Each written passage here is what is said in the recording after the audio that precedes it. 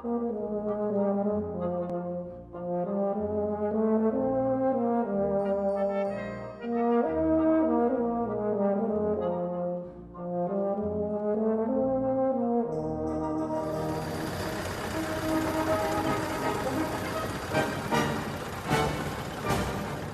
Dibnah is now 8 weeks into his grand tour of industrial Britain. It's a celebration of the fact that after 27 years, he's just completed his rebuild of the engine, and also of the remarkable achievements of the engineers and industrial workers whose endeavours made it possible to build an engine like this in the first place. He wants to see the sort of place where an engine like this would have been built.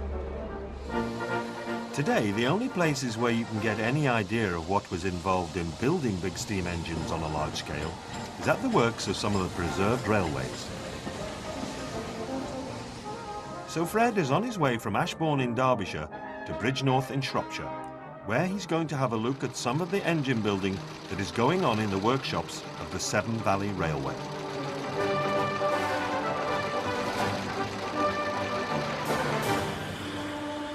It's a long journey, about 80 miles in total. What, yeah? And Fred's engine isn't the fastest vehicle on the road. So Fred and his team are going to break their journey and have an overnight stop here at the headquarters of the North Staffs and Cheshire Traction Engine Club. All these lads have a pint ready for us. Yeah. Members keep their engines here and generally come at the weekends to work on them or to take them off to rallies. Never do get here. So far, we've seen the traction engine as a mode of transport for getting Fred and his team around the country. But these engines were real workhorses, and in their time, they were put to a whole variety of uses. A traction engine's a strange machine that were developed really from a lot of other engines. It all starts off in the 1840s when the country, of all places, where all the effort were put in by either animals or the human frame. The men in the country, the blacksmiths and village mechanics, as you might say, decided that they would make a small locomotive boiler and then stick on top of it a crankshaft and a cylinder with a flywheel and place it on 4 wooden wheels. So it could be used to drive thrashing machines and big saws and all that sort of stuff. It can be used in quarries to crush stone. It can be used to work portable water pumps. It was like a general doer of all things on working sites. Here at the Traction Engine Club, we get the chance to see the engines at work. Hey up, Fred. Hiya. Phil Jeffs is the chairman of the club. Yeah, it's a few years now since I last came, and It is. things are looking just as nice. It's a lovely place, this, isn't it? It is. Yeah, because you could live in here, you know, I could. How many living vans have you got here altogether? Oh, I never count. There's probably 15 or 20. Yeah, I bet there is. Yeah. What are you doing today, anyway? You've just arrived in time. Yeah. We're going to pull that dead poplar out there. Yeah. And we want to use the wood for some Yeah. brake blocks for the engine. Yeah, it's good for that. It's It don't set on fire, does it? That's supposed to be the best. Yeah, that's a fact, yeah. And we're going to use the traction engine Yeah, to the winch winch for, it out. to pull it down, yeah. We got Lady Hamilton to anchor it just in case. Let's hope it comes down as clean as one of your chimneys. Yeah. Well, it should do. Yeah, We should be safe enough here, shouldn't we? I hope so. The boss is winding the wire in. So you've got some tension on the rope anyway. Yeah. Oh, bro.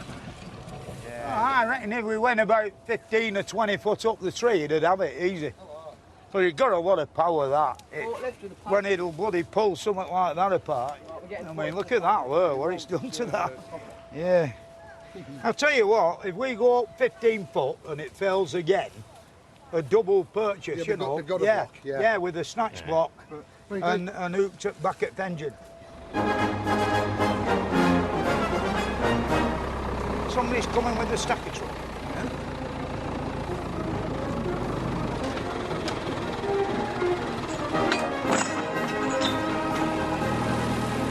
Didn't the steeplejacking used to be Fred's job? Easy way to go up in the world, that is. Aye. I and he'll do it now with that. Get it up there. I heard it creak, but I think there was a lot more left. A lot more creaks.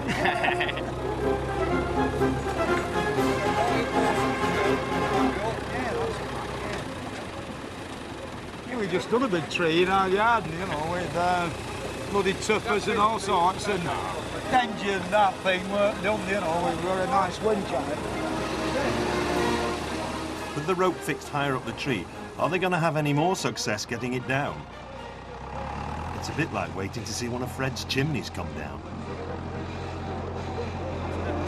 Fresh start. Right, they're going for a pull.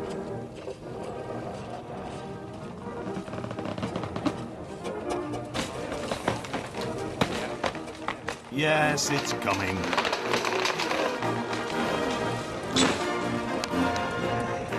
Things snap nice and clean, doesn't it? Yeah. You want to get the stump out now, don't you? Resort to dynamite. Now it's time to get the tree sawed up for those break blocks. And at a place like this, of course, the whole operation's going to be done by steam power. It's amazing how many different makers there were of these things. Ransom, Simpson, Jeffries, Savages, King's Lynn, Fowlers in Leeds, Eveling and Porter, Greens in Leeds, McLaren's in Leeds.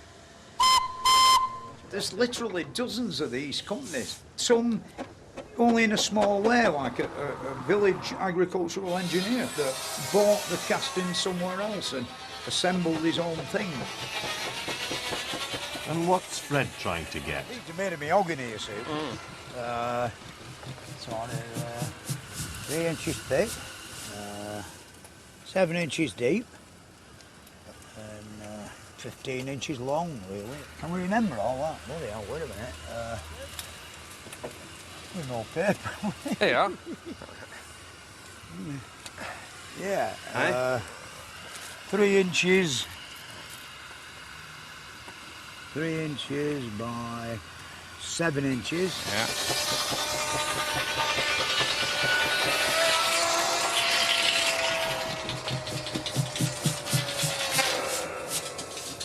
Right, then, Colin, we've got our cutting list here. We couldn't find any paper, so our break blocks are made of mahogany, you know, and that's the real McCoy, this, isn't it, this stuff? Yeah. But, so if you could be so kind, and then we can leave them for season, and then we can throw them away and make nice brand new ones. Right. You won't have to varnish. I'll buy you a pint. You won't have to varnish these, will you? No. All right, then we'll do that then. And now it's time for an old traction engine rally tradition. We'll put the steps and the stick on, and then we'll declare the bar open. That's it. Oh, this is very good. Yes, excellent. I think really bringing this barrel of bitter here has all the potential for a good booze up, a steam booze up. The farmers are. In the olden days, we used to arrive at the steam rally with a full barrel of bitter and a load of glasses, and a lot of other people did as well, so it saved you spending your hard-earned cash at the beer tent, which were always inflated prices. It always led to unbelievable drunkenness. Any more? Not done it for a bit. I'm quite looking forward to this afternoon. I'll go have a talk with my mates over here. Hello, chaps. How you doing? Hi, Fred. Oh, Fred. All right. Ooh. Sit down. That reminds me of me early misspent youth. How's your machine going, Colin? Well, we can't wear it out. Eh? We can't wear it Can't out. worry out. We're sewing more times than we're standing doing nothing at events this year.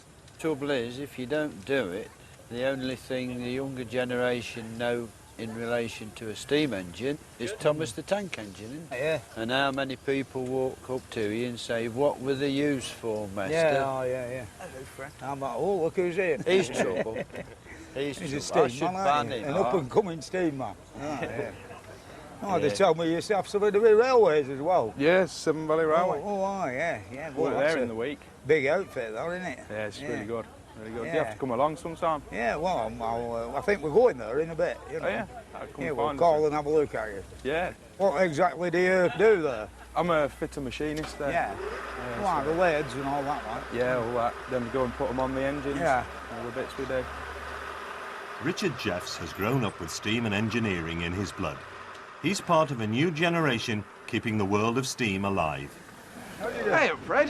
How are we doing? All right. We're just talking about the Steam Apprentice Club. Oh, that's a good idea, that, really, isn't it? You know, I mean, it's amazing how many kids there are, you know. Somebody mentioned it earlier. Bloody Thomas the Tank Engine, and how does it work and all that jazz, eh? Well, we've got nigh on 700 kids in the Apprentice Club now. Yeah, that's good for our movements, isn't it, really? Saying I was just talking to John, I joined when I was 12 years old. Yeah. I'm 25 now. You're old man now, yeah.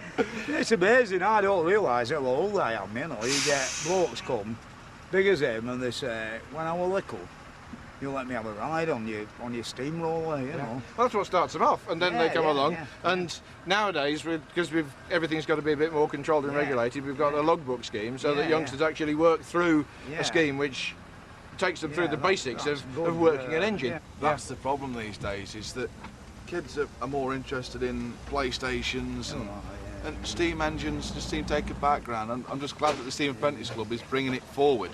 Introducing the younger generation to the steam engine, because eventually I'm going to get old, and I want people younger than me following on behind me.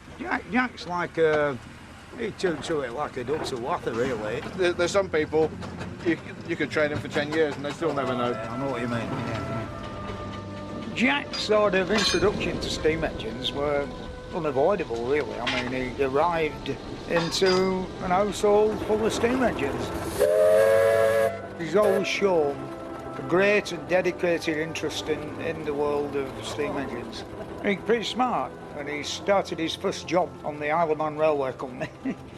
So, he's not half-heartedly going about it. Quite proud of him, really. I mean, you've heard how dedicated Roger is to it. I want to go, Dad, I want to go, I want to go, I want to go. Back to bed. But for Fred, too many of these skills have been lost. Somewhere along the line from the Victorian age, we started to lose it. I think a lot of it's got to do with education. I remember a period when they threw all the lathes out of technical colleges and all the woodwork benches and everything with theory. A man can learn how to lay bricks now in 6 months. That's impossible. Can you imagine lads doing catering, cooking? I know everybody wants to be a Foyd, is it? It's all a bit sad in a way. I can't see that teaching a little lad today at school how to bake a cake is any way to run an industrial empire. And one of the things that's given Fred great satisfaction as he's travelled around making his programmes is the number of young people he's seen learning the skills that are needed to keep steam alive. I'm in charge of the water. Are we ready? And it's not just been the lads. And the brake. And here at the Traction Engine Club, they need as many young enthusiasts as they can get, because there's plenty of work to be done. We've got a low spot in the ground here. It's all made up ground. Yeah. And it tends to puddle in the winter and everything. So what they're doing is using the club engine, Lady Hamilton. It's got a scarifier on, and they're digging the ground up, and we're going to try and level it out and roll it back down. A bit more on. Yeah. It's handy, isn't it, when you've got all your own road making gear? Well, it's been restored. Let's use it for the purpose that it was designed, really. If we can't make a road here, then nobody can. Just putting a few roofing tiles in to make up the ground. Yeah, I can see, They're good, them, aren't they? The Redland. Yes. Yeah, my drive where my tarmac bit joins onto the cinders. It's bloody disappearing, though. I could do doing a bit of that myself, like. The proof will be next time it rains. Yeah. It should be all right, I should think so, yes. And now some more old friends to meet. Hello, Leonard. Hello. Not drunk. It's my leg that's a bit wacky. You all right, mate? Yeah. All right. Not so bad, mate. Oh, good. Yeah. I see you still like the old Guinness job. Oh, yes. I've just been to the pub for this. You're very fortunate I'm in this club here. It's good planning. With a pub with that side at gates and one of this side. and a motley collection of steam engine owners. That's right, yes. They're brilliant, How long's it been going then? We come 30 years ago. I don't know. I think Phil's the guy today. He was 30 or 40 years. Yeah, I was going to say. Yeah. It's nice down, isn't it? I heard a rumour you've got a bit of a problem with old firebox Yeah, I'm the fowler. Aye, Yeah. aye. Well, it's the old story. I've had it, what, 35 years now. Aye. And the old boiler, of course, has to be inspected every 10 years for hydraulic pressure. I've got it all strip ready at home for the inspection. He looked at the boiler tubes and he said, oh, I'm afraid the boiler tubes won't change it. But I've been without an engine now for 2 months. Yeah.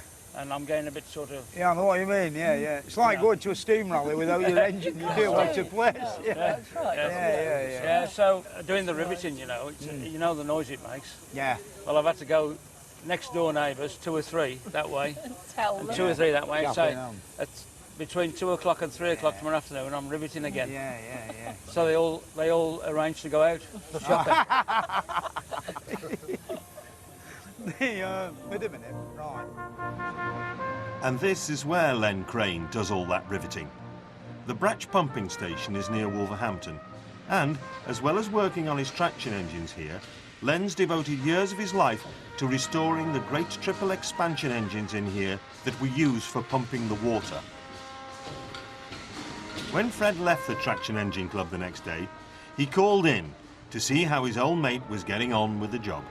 The last time we come, you showed me all the engine and most of it were in bits, weren't we'll it? take you to pieces, And yes. now you've worked out how many years? About 6 or 7 6 years. Oh, yeah. Well, 91 we first came in Yeah, to start. yeah.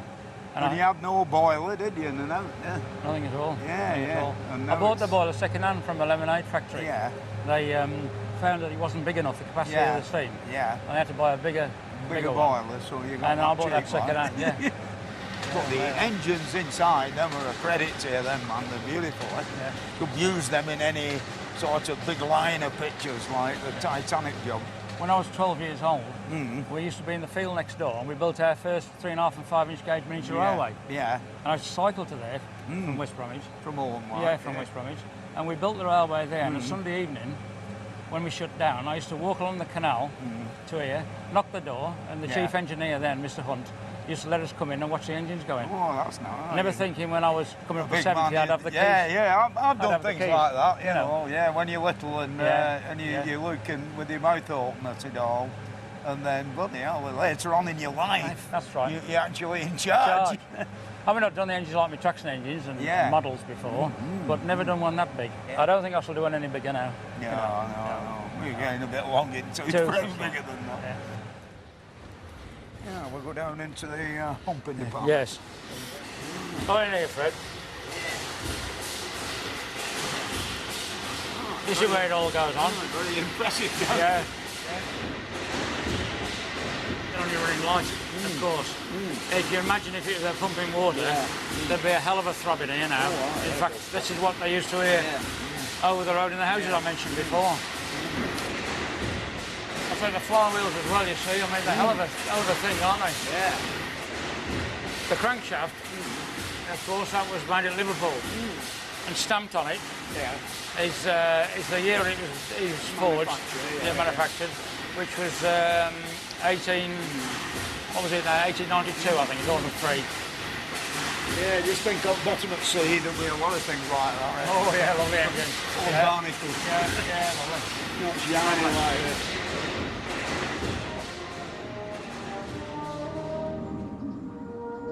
Now it's time for the Severn Valley Railway. And Fred's still finding it a bit of a novelty to be driving his own engine.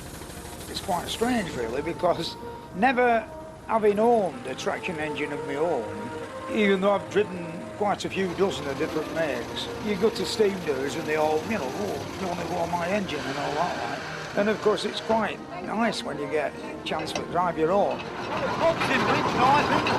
After 20 odd years of struggling and restoration to get it into the state that I wanted it, like a new one, as you might say.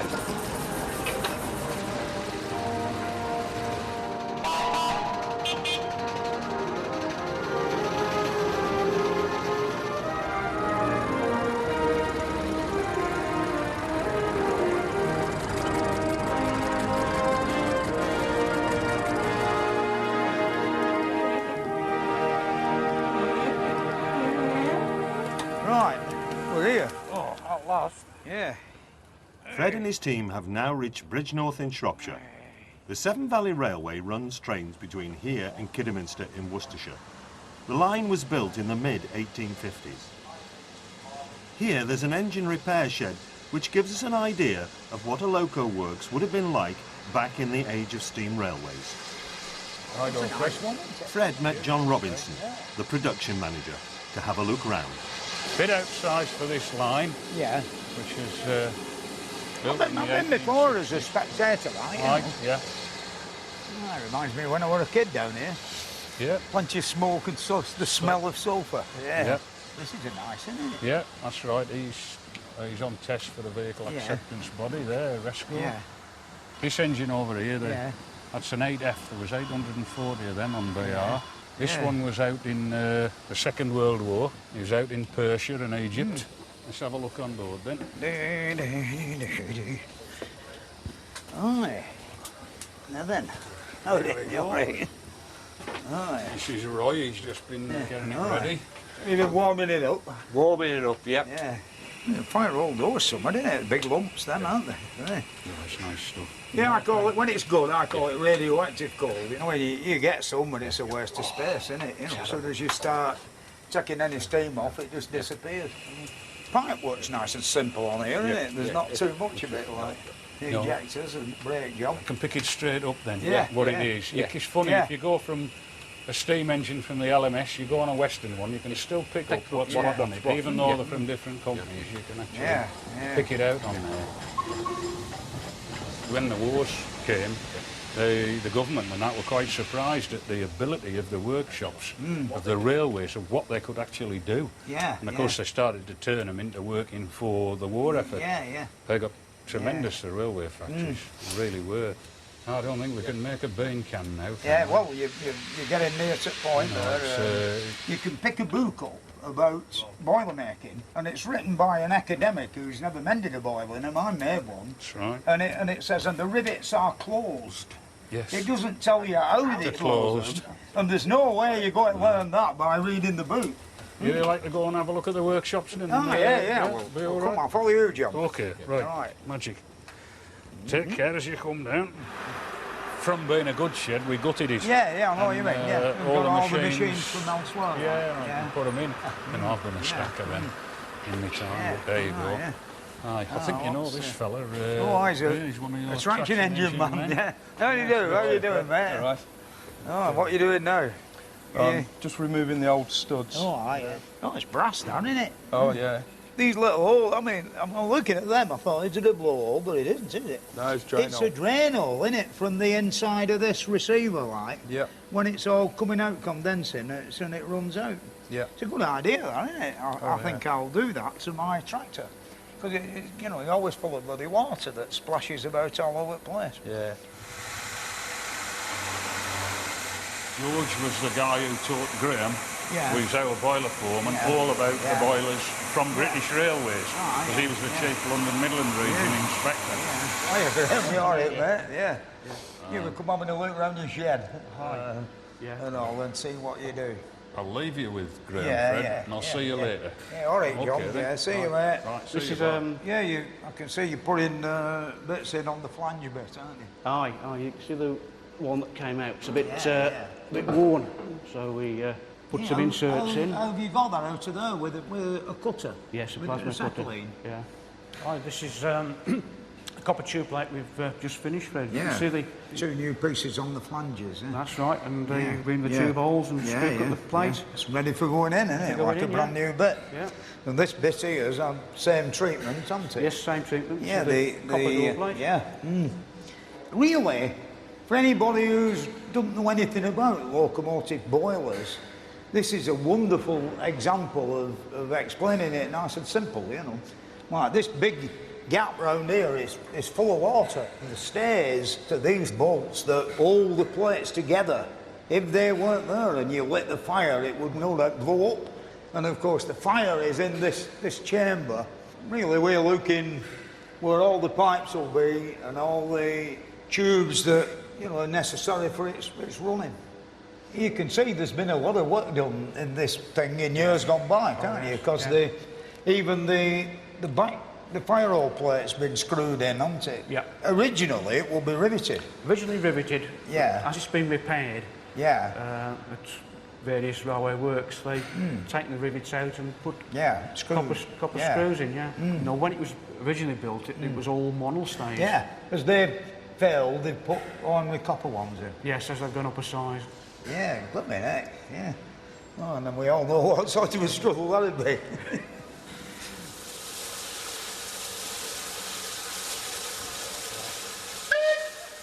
Fred spent so long in the boiler shop that by the time he had left, the last train had departed, so there was no time for any footplate rides here.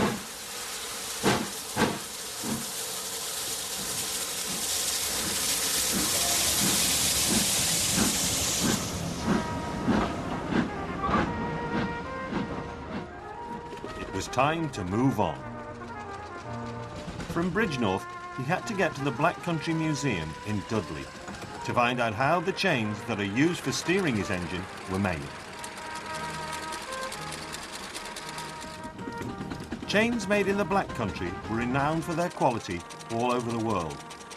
At the end of the 19th century, 90% of all the chain workshops in England and Wales were here in the Black Country.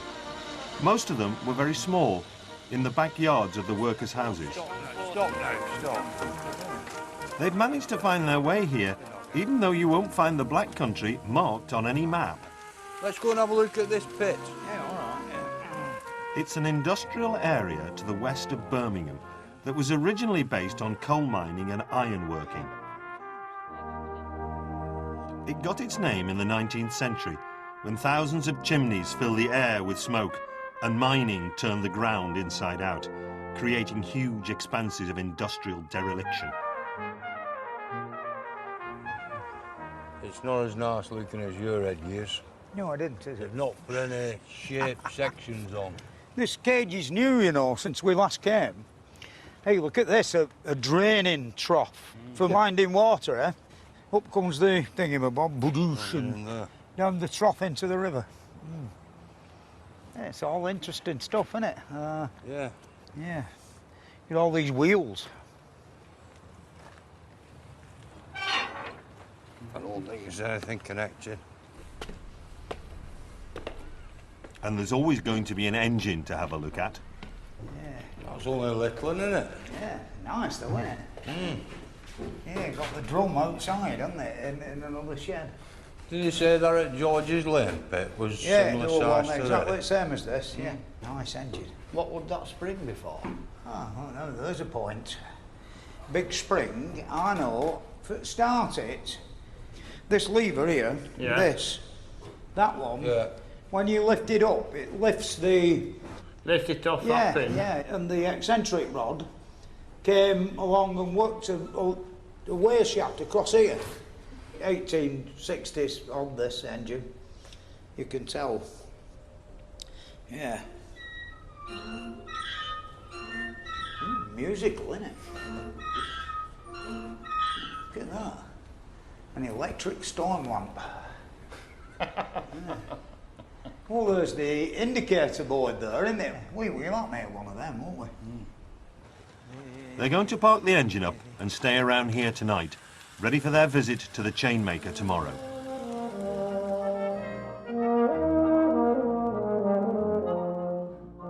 As well as the chain making, Fred is going to one of the places where all the copper for an engine like this was mined, and he's going to find out how the copper was spun and made into parts for the engine.